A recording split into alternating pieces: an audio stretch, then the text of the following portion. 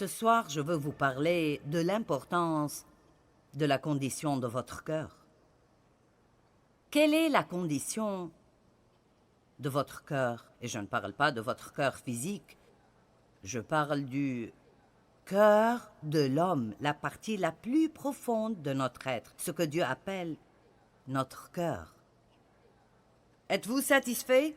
Qu'est-ce qui arrive là-dedans? Dieu nous appelle à avoir un cœur parfait. Et le mot parfait peut être très effrayant pour nous, mais je ne crois pas que, tant que nous sommes dans un corps humain, nous aurons un jour un comportement parfait. Mais je crois que nous pouvons avoir un cœur parfait.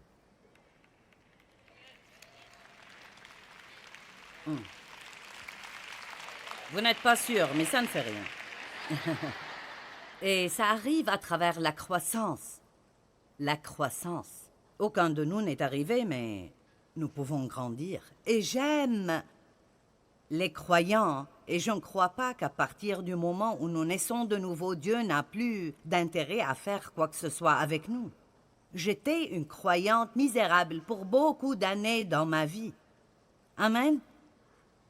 Et je suis heureuse que Dieu s'occupe de ceux qui sont sauvés et qu'il envoie des personnes pour nous aider à vivre la vie que Jésus est mort pour nous donner. Je veux que vous ayez la vie que Jésus est mort afin que vous l'ayez. Paul dit, je suis déterminé à saisir ces choses pour lesquelles Christ Jésus est mort pour se saisir de moi. Jésus est mort afin de se saisir de nous pour un but et nous devons avoir l'attitude, je vais saisir cette chose pour laquelle il s'est saisi de moi. Je vais grandir. Rendez le diable furieux, criez, je vais grandir. J'aime ça.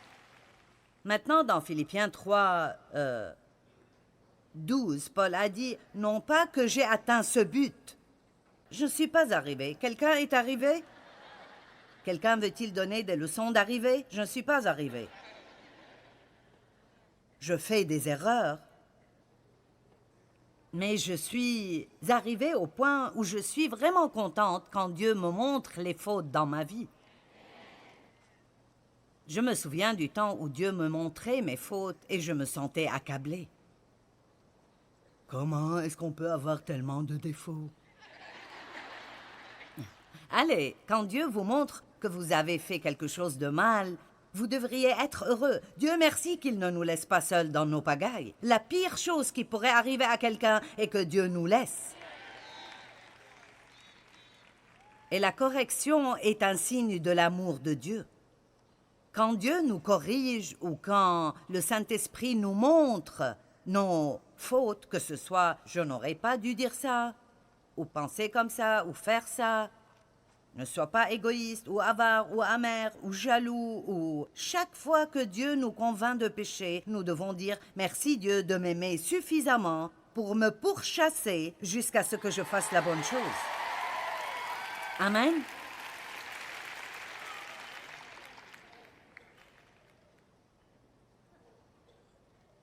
Paul dit « Je n'ai pas encore atteint cet idéal ni atteint la perfection. »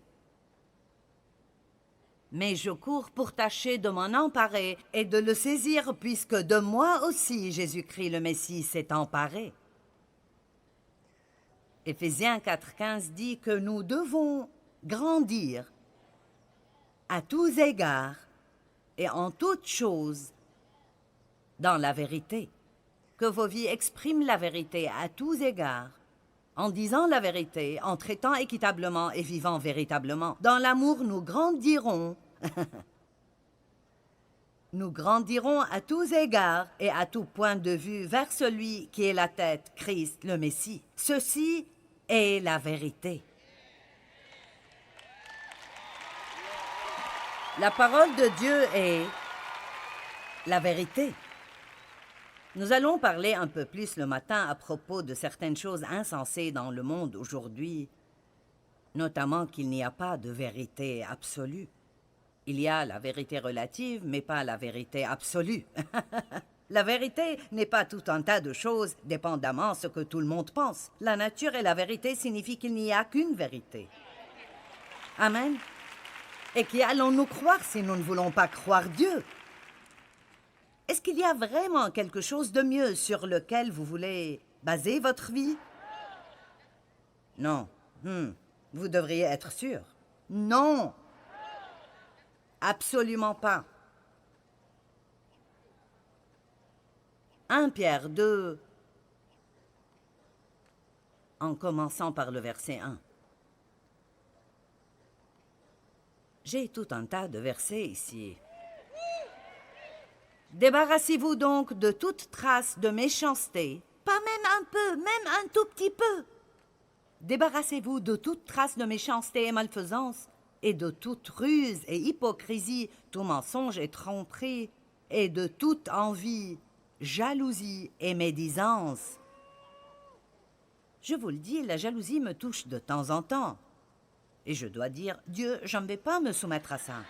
Je refuse d'être jalouse. Je ne veux pas vouloir ce que tu as donné à quelqu'un d'autre. Tu m'as donné beaucoup et je t'en suis reconnaissante. Vous devez combattre le diable. Vous devez combattre le diable. Oh, j'aurais aimé ne pas ressentir ça.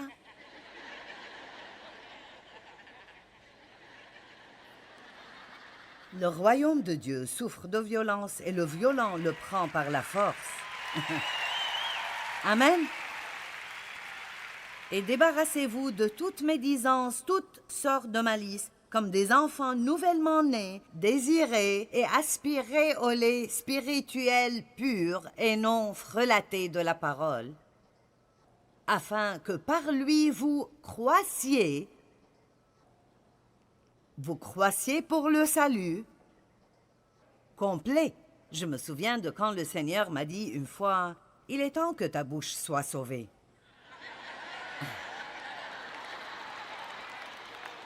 Le salut complet doit atteindre votre bouche, votre esprit, la manière dont vous vous habillez, ce que vous faites avec votre argent, avec qui vous passez du temps, ce dont vous parlez, quel genre de divertissement vous avez. Amen. Allez. Oui, il a dit, tu es sauvé, mais on ne le dirait pas. Ta bouche a besoin d'être sauvée. Est-ce que quelqu'un ici a besoin que sa bouche soit sauvée? Oh, j'ai des tas de trucs différents à ce sujet sur la table de vente. Vraiment. Oh, j'ai des livres, j'ai des DVD, j'ai des CD.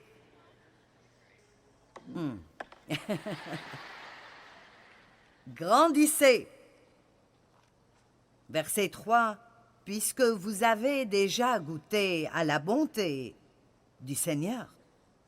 J'aurais aimé que le verset 3 soit au début parce que je pense que c'est l'intention ici.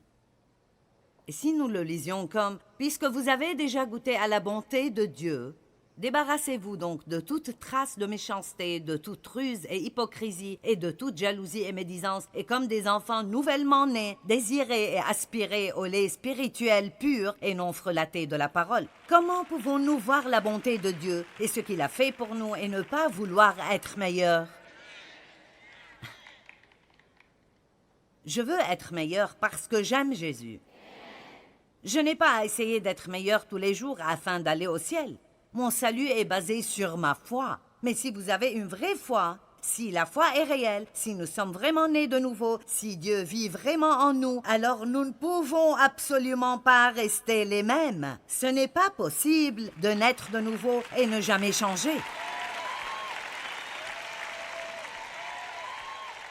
Ce n'est pas possible. Vous comportez-vous mieux que vous ne le faisiez l'année passée?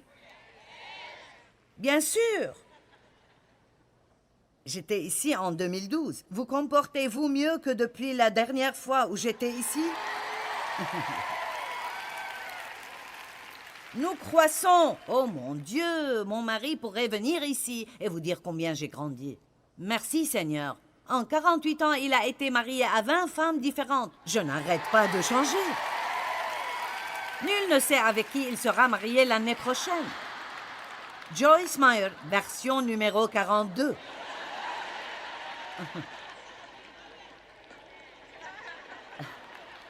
Y a-t-il quelqu'un ici qui, honnêtement, pourrait dire qu'il est juste une personne totalement différente qu'il ne l'était? Maintenant, regardez autour de vous. Nous ne sommes pas tous fous et nous ne sommes pas tous menteurs. Il y a donc quelque chose de merveilleux dans la parole qui change les gens.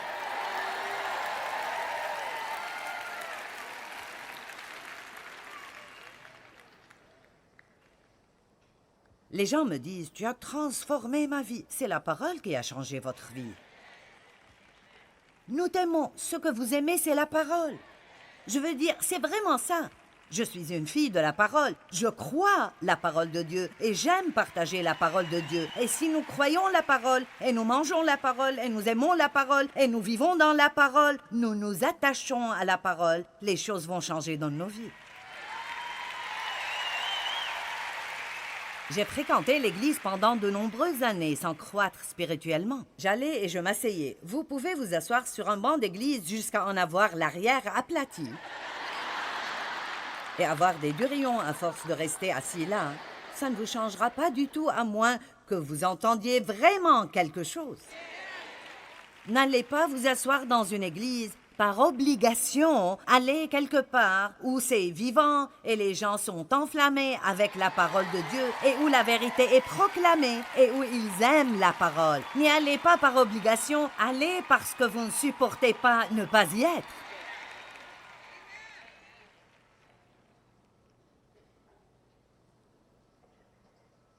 Eh bien, si je quitte, ma grand-mère sera fâchée.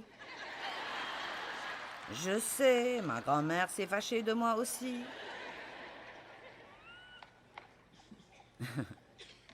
Et ça m'importe peu dans quelle dénomination vous allez. Ça ne m'importe pas parce qu'ils vont être au ciel de toute façon. Mais le point est qu'on doit aller quelque part où c'est vivant et en feu avec la gloire de Dieu, où la parole est proclamée d'une manière qui nous défie et qui change nos vies. Si vous allez pour dormir à l'église chaque dimanche, mieux vaut aller ailleurs. Si vous allez dormir chez nous, nous allons venir et vous réveiller.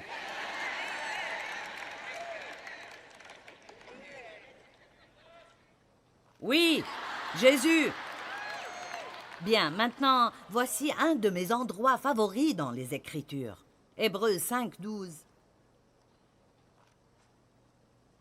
Alors que vous devriez, depuis le temps, être des maîtres, vous avez de nouveaux besoins qu'on vous enseigne les premiers éléments de la parole de Dieu, à avoir besoin, non pas de nourriture solide, mais de lait. Juste comme les bébés, ils commencent avec le lait. Et le but est qu'ils arrivent à la viande et aux légumes. Amen. Éventuellement, le biberon, les couches et la tétine doivent disparaître. Pour chaque personne qui continue à se nourrir de lait, et nous parlons là du lait de la parole et de la viande de la parole, c'est comme il y a des messages et il y a des messages. Amen. Je veux dire, je m'apprête à enseigner des messages l'année prochaine sur le feu de Dieu.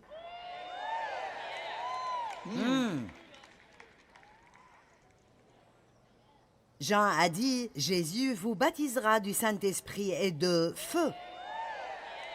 Eh bien, nous n'entendons pas beaucoup à ce sujet parce que la foule devient plus petite chaque semaine si vous essayez d'enseigner sur le feu de Dieu.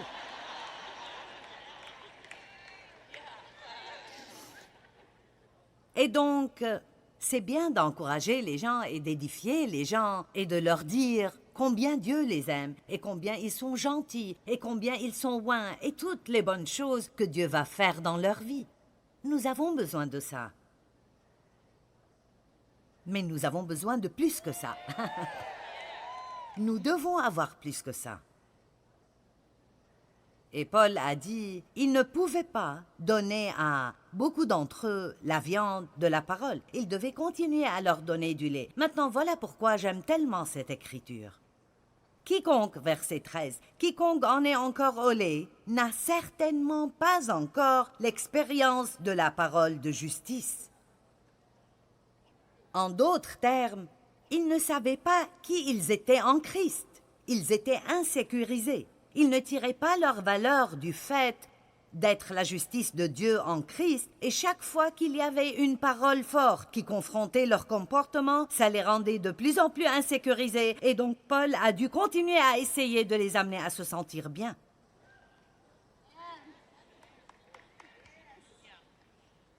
Je vous le dis, pour avoir une foule heureuse, je n'ai qu'à enseigner sur qui vous êtes en Christ. Et je le fais régulièrement parce que nous avons besoin de savoir qui nous sommes en Christ. C'est le début et la fondation de tant de choses. Mais si vous êtes consistant avec la parole, si vous êtes sous un enseignant ou sous un pasteur qui vous nourrit constamment de la parole de Dieu, ils ne vont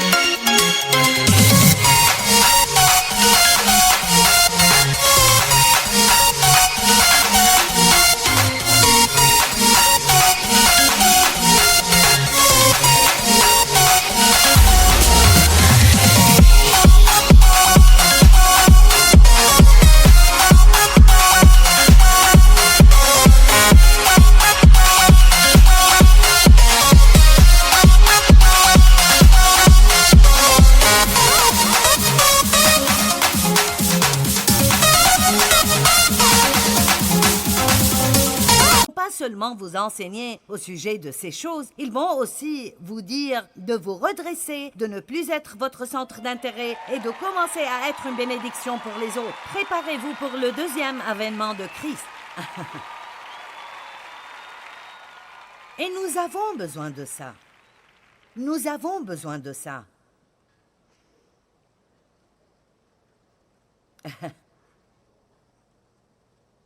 Si quelqu'un me dit « Que penses-tu être le plus grand problème dans l'Église ?»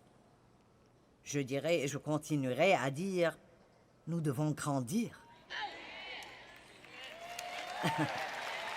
Nous devons grandir. Ne vous mettez pas en colère quand Dieu ne répond pas. Ne boudez pas Dieu parce que vous avez prié pour quelque chose et elle n'est pas arrivée. Quelqu'un d'autre a reçu ce que vous vouliez. Dieu ne vous a pas choisi pour la chorale ou pour être le conducteur de louanges. Oh non, je suis furieuse parce que Dieu ne m'a pas choisi et je vais quitter cette église. Prends tes problèmes et va à une autre église et tu finiras par la quitter aussi. Amen. Ah, tant pis.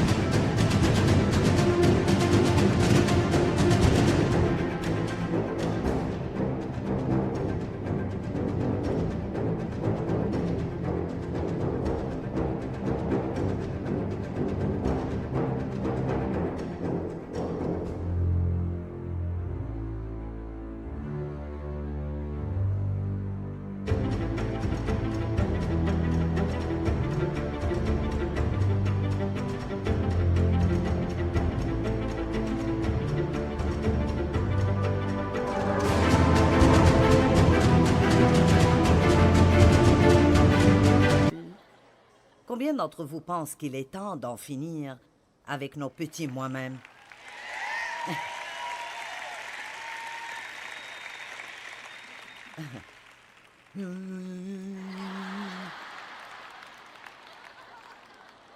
Alors que vous devriez, depuis le temps, être des maîtres.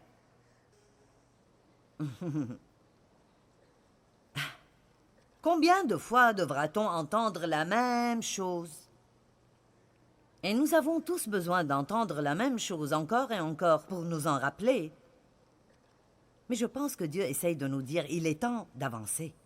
Il est temps d'avancer. Il est temps d'avancer. Verset 14. Mais la nourriture solide est pour les adultes qui, par l'usage, ont les sens exercés au discernement du bien et du mal. Le chapitre 6, verset 1 dit aussi laissant le commencement de la parole du Christ, tendons vers l'accomplissement. Allez, j'aimerais, quand je fais un enseignement sur le don, si les gens applaudissaient et se réjouissaient et... Amen, au lieu de nous comporter comme si nous essayons d'arriver à vos poches. Je n'ai pas écrit le livre. C'est lui qui a parlé du don et des offrandes, pas moi. Amen. C'est difficile parfois pour les enseignants et les prédicateurs quand ils essayent de dire quelque chose que les personnes ne veulent pas entendre.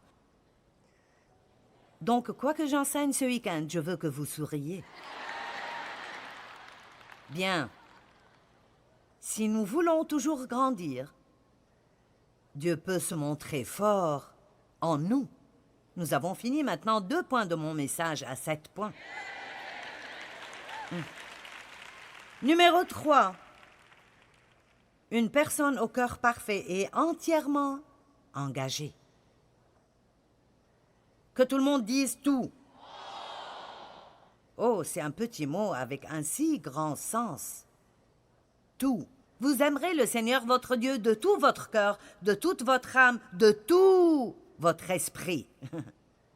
Tout. Et vous devez remercier pour toute chose, en tout temps.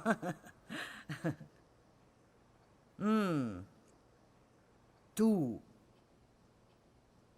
Romains 12, 1. Je vous encourage donc, mes frères, au nom de toute la magnanimité de Dieu, à offrir vos corps comme un sacrifice vivant, présentant tous vos membres comme un sacrifice vivant, saint, consacré et agréé de Dieu. Voilà quel sera pour vous le culte conforme à la parole. Donc c'est comme ça.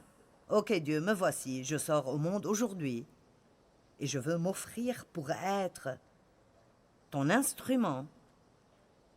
Je te donne mes yeux. Je te donne mes oreilles. Donc, si je lui donne mes oreilles, ça veut dire que je ne vais pas m'asseoir à la table de déjeuner et rire des blagues indécentes. Parlons un peu pratiquement pour que nous comprenions ce que cela signifie.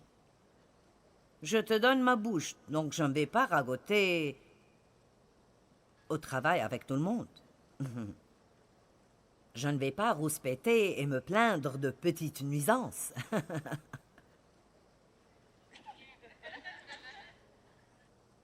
Oui, montrez-moi de l'enthousiasme. Maintenant, vous pensez, oh mon Dieu, maintenant quelque chose doit changer. Vous êtes une race choisie, un sacerdoce royal, des personnes spéciales achetées par Dieu.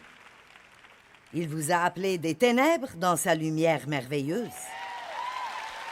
Ok, maintenant, j'aime ces écritures. C'est Genèse 11, 31 et 32.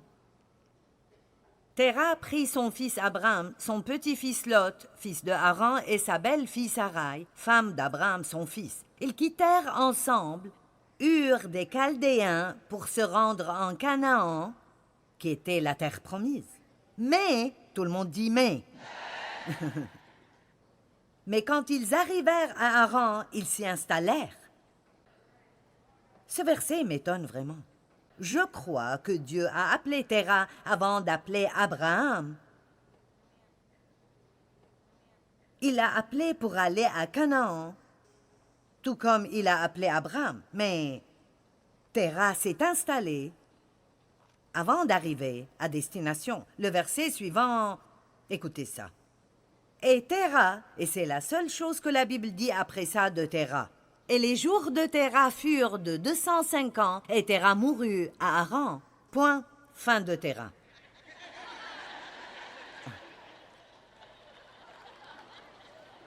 Quand vous vous installez à mi-chemin entre où vous étiez et où Dieu veut que vous soyez, allez, il nous a appelés à sortir pour nous faire entrer. Il nous a appelés hors de l'esclavage pour nous donner les promesses complètes de Dieu. Il nous a appelés pour nous impliquer. Et je vous le dis, j'ai décidé que quand je m'en irai, Je veux que les gens aient plus de choses à dire de moi que Joyce a vécu 95 ans et elle est morte.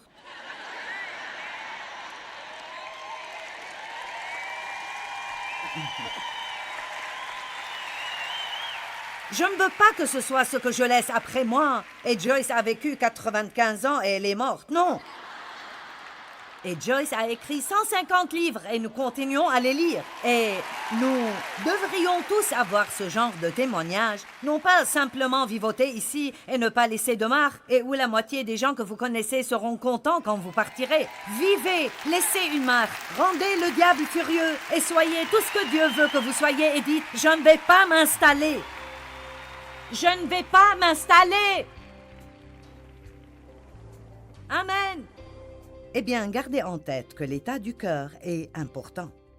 Avoir un cœur parfait ne veut pas dire que notre comportement est parfait. Une bonne caractéristique d'un cœur parfait est un désir de grandir spirituellement. Quand vous faites cela, vous pouvez vous attendre à ce que Dieu se montre vraiment puissamment en vous.